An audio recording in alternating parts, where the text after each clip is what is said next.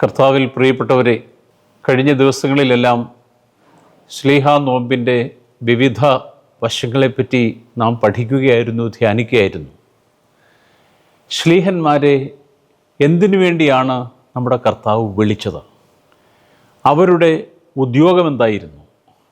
അവരുടെ നിയോഗം എന്തായിരുന്നു?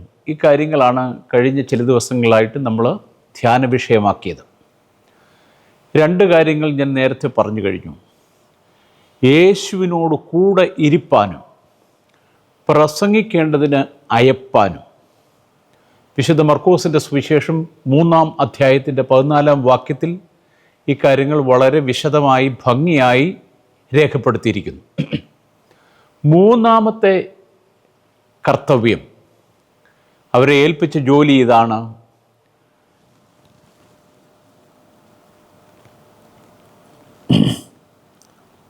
ഭൂതങ്ങളെ പുറത്താക്കേണ്ടതിന് അവർക്ക് അധികാരമുണ്ടാകുവാനും പന്തിരുവരെ നിയമിച്ചു.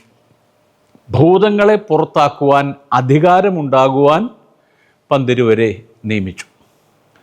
അപ്പോൾ ഈ ശ്ലീഹന്മാരുടെ അല്ലെങ്കിൽ അപ്പോസ്തോലന്മാരുടെ പ്രാഥമികമായ ഡ്യൂട്ടിയാണ് ഭൂതങ്ങളെ പുറത്താക്കുക, അതിനുള്ള അധികാരം സിദ്ധിക്കുക, എന്നിട്ട് സൗഖ്യം കൊടുക്കുക എന്നുള്ളത്.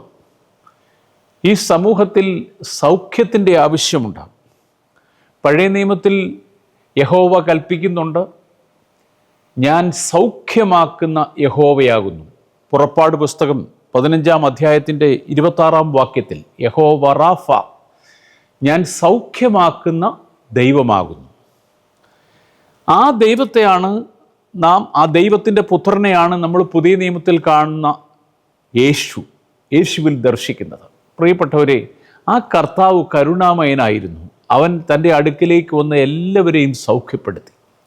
അത് ആധിയും വ്യാധിയും ബാധിച്ചവരെ ആശ്വസിപ്പിക്കുകയും അവരെ സൗഖ്യപ്പെടുത്തുകയും അവരെ ചേർത്ത് നിർത്തുകയും ഒക്കെ ചെയ്തു എന്നുള്ളത് നമ്മൾ പ്രത്യേകം ഓർത്തിരിക്കണം.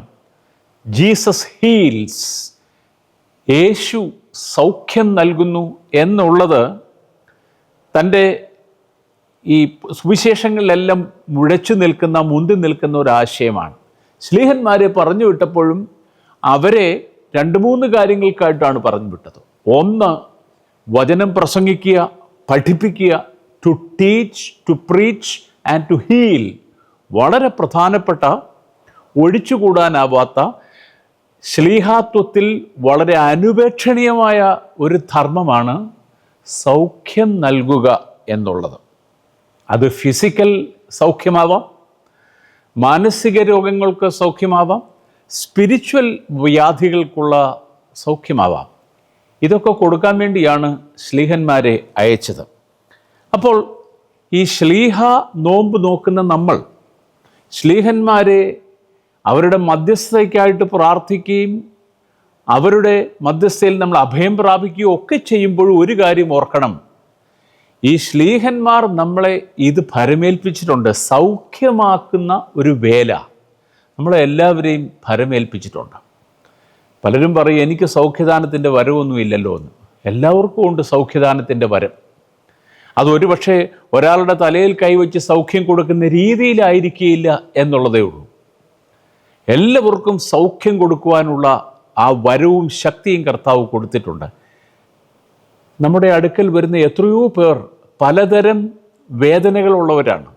ഒരുപക്ഷെ അവർ ശാരീരികമായ വേദന മാത്രമുള്ളവരായിരിക്കില്ല. ശാരീരിക വേദനയുള്ളവർ ധാരാളം പേരുണ്ട്. അവരെ ഒന്ന് പോയി കാണാൻ, അവരോടൊപ്പം അല്പസമയം ഇരിക്കാൻ, അവർക്കൊരു മരുന്ന് വാങ്ങിക്കൊടുക്കുവാൻ, അവരെ ആശ്വസിപ്പിക്കാനൊക്കെ സാധിക്കുന്നത് സൗഖ്യദാനത്തിൻ്റെ ഒരു ഭാഗമാണ്.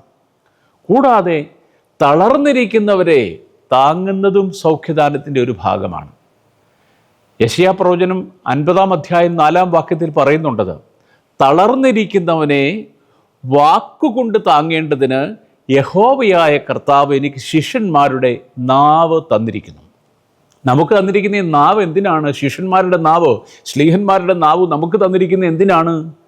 നമ്മുടെ നാവ് കൊണ്ട്, നമ്മുടെ വാക്കുകൊണ്ട് തളർന്നിരിക്കുന്നവരെ ആശ്വസിപ്പിക്കാനാണ്, അവരെ ബലപ്പെടുത്താനാണ്. അങ്ങനെയും നമുക്ക് സൗഖ്യം കൊടുക്കാം. ഇന്ന് രാവിലെ മുതൽ നമ്മൾ എത്ര പേരെ സൗഖ്യപ്പെടുത്തിയെന്ന് ചിന്തിച്ചു നോക്കി. നമ്മുടെ നല്ല വാക്കുകൾ കൊണ്ട്, ആശ്വസിപ്പിക്കുന്ന വചനങ്ങൾ കൊണ്ട്, പ്രാർത്ഥനാ സഹായങ്ങൾ കൊണ്ട് എത്രയോ പേരെ നമുക്ക് സൗഖ്യമാക്കുവാൻ സാധിക്കും. പലരുടെയും സാമീപ്യം തന്നെ ഒരു സൗഖ്യദായകമാണ്. ചിലർ കടന്നു വരുമ്പോൾ അവരൊരു പക്ഷേ സൗഖ്യമൊന്നും പ്രത്യക്ഷത്തിൽ നമുക്ക് തരുന്നില്ലെങ്കിലും അവരുടെ സാന്നിധ്യം തന്നെ ഒരു ആശ്വാസത്തിൻ്റെ കുളിർക്കാറ്റ്, രോഗസൗഖ്യത്തിൻ്റെ ഒരു മന്ദമാരുതൻ നമ്മുടെ അടുക്കിലേക്ക് കൊണ്ടുവരുന്നതായിട്ട് നമുക്ക് തോന്നും. ചിലരുടെ അടുക്കൽ പോകാനേ പറ്റുകയല്ല, ചിലർ വന്നു കഴിഞ്ഞാൽ ഇല്ലാത്ത രോഗം കൂടെ നമുക്കുണ്ടാവും. അങ്ങനെയുള്ളവരും ഉണ്ട്. ചിലരൊക്കെ വർത്തമാനം പറയാൻ തുടങ്ങിക്കഴിഞ്ഞാൽ പിന്നെ നമുക്കില്ലാത്ത രോഗങ്ങളൊക്കെ ഉണ്ടാക്കുന്നവരുണ്ട്. അങ്ങനെയല്ല, രോഗസൗഖ്യം കൊടുക്കുക എന്ന് പറഞ്ഞാൽ നമ്മുടെ കർത്താവ് തൻ്റെ ശ്ലീഹന്മാരെ ഏൽപ്പിച്ച കർത്തവ്യമാണത്. ജോബ് ഡിസ്ക്രിപ്ഷനകത്ത് ഈ 3 കാര്യങ്ങളും ഉണ്ട്. അതായത് യേശുവിനോട് കൂടെ ഇരിക്കുക, അതുപോലെ തന്നെ അവർ വചനം പ്രസംഗിക്കുക, മൂന്നാമത് അവർ രോഗികളെ സൗഖ്യമാക്കുക എന്നുള്ളത്. അതിനുവേണ്ടിയാണ് ഈ ക്രിസ്ത്യാനിറ്റി എവിടെയൊക്കെ വളർന്നു വന്നോ അവിടെയെല്ലാം അതിനോടൊപ്പം വന്ന ഒരു മേഖലയാണ് മെഡിക്കൽ മിഷൻ എന്നുള്ളത്. രോഗികൾക്ക് വേണ്ടി നടത്തുന്ന സാന്ത്വന ശുശ്രൂഷ, അവർക്ക് വേണ്ടി കൊടുക്കുന്ന സൗഖ്യദാനത്തിൻ്റെ ശുശ്രൂഷ, ഇതൊക്കെ ക്രിസ്ത്യാനിറ്റിയിൽ ഒഴിച്ചുകൂടാൻ പാടില്ലാത്തതാണ്. പക്ഷേ ഇന്ന് നമ്മുടെ മെഡിക്കൽ മിഷൻ എന്നൊക്കെ പറയുന്നത് ഒരു കോർപ്പറേറ്റ് മേഖലയായിട്ട് മാറി. ക്രൈസ്തവ സ്ഥാപനങ്ങൾ തന്നെ നടത്തുന്ന ആശുപത്രികളൊക്കെ ഇന്ന് സാധാരണക്കാർക്ക് ആർക്കും പോയി സൗഖ്യം പ്രാപിക്കാൻ ഒക്കാത്തവണ്ണം അത്രവണ്ണം വളരെ എക്സോർബിറ്റൻ്റ് കോസ്റ്റായിട്ട് മാറിയിട്ടുണ്ട് അതിൻ്റെയൊക്കെ ചികിത്സാ രീതികൾ. നമ്മുടെ ഓരോരുത്തരുടെയും ജീവിതത്തിലേക്ക് കടന്നു നോക്കിക്കേ, നമുക്ക് എത്ര പേർക്ക് നമ്മുടെ നാവ് കൊണ്ട്, വാക്കുകൊണ്ട് സൗഖ്യം കൊടുക്കാൻ പറ്റി, നമ്മുടെ പ്രസൻസ് കൊണ്ട് എത്ര പേരെ ആശ്വസിപ്പിക്കാൻ പറ്റി. പത്രോസ് ലീഹായൊക്കെ കടന്നു പോകുമ്പോൾ അവരുടെ നിഴൽ വീഴുന്നിടത്ത് പോലും സൗഖ്യം കിട്ടുമായിരുന്നു എന്നാണ് പറയുന്നത്.